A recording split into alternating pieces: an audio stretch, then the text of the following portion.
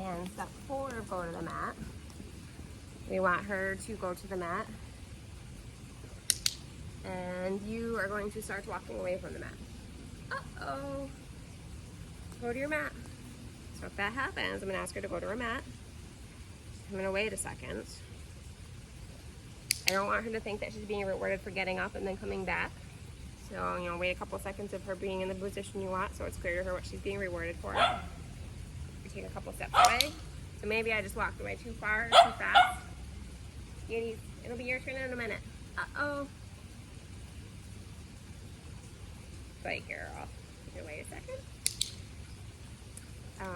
I got distracted, started talking. So we just want to take little baby steps. We're teaching her to stay on the mat. I'm going to walk away.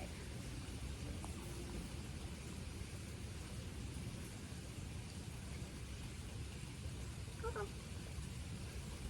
He's like, what do you want from me? There you go, that's what we want. So now I know I just can't take that many steps away.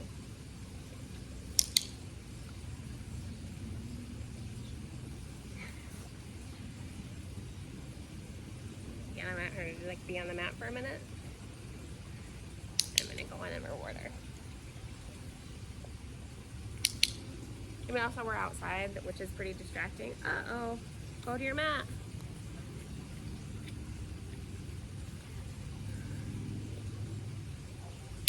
Very cute though, huh? So this is step 4. Starting to get some distance from your dog while she's on the mat.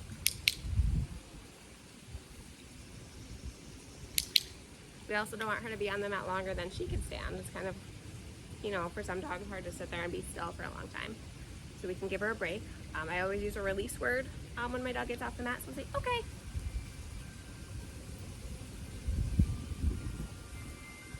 Go to your mat.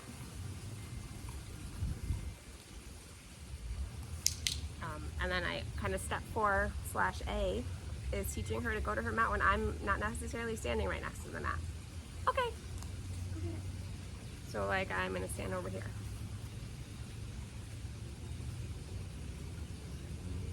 Chloe, go to your mat.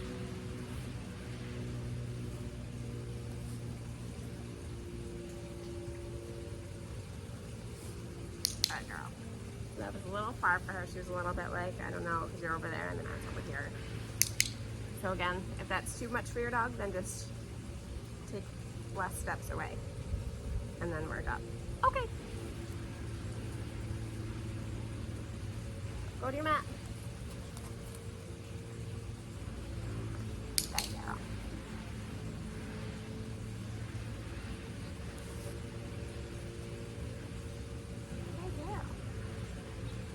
And then step 5, we talk about in the same video, is really just screwing around while your dog's on the mat. Take a couple steps away. We're just, go to the mat. Working on our dog getting used to you moving around and being around them while she's on the mat. You can do like weird stuff, like wave your hands. She's like, what are you doing? You stay on the mat even though you did get up. Walk way far away, come back and give you a treat. Uh-oh, go to your mat. So she does not like it when I walk far away from her, so that's something we gotta work on.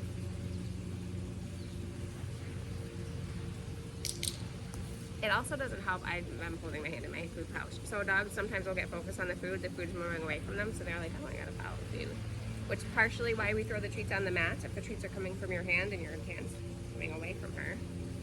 Go to your mat. Then she might be inclined to follow your hand. Are you done with this? Thank you. Whereas reinforcement's happening on the mat, so she's less worried about where your hand's going. All right, let's take a break. Okay. I think you're done with that.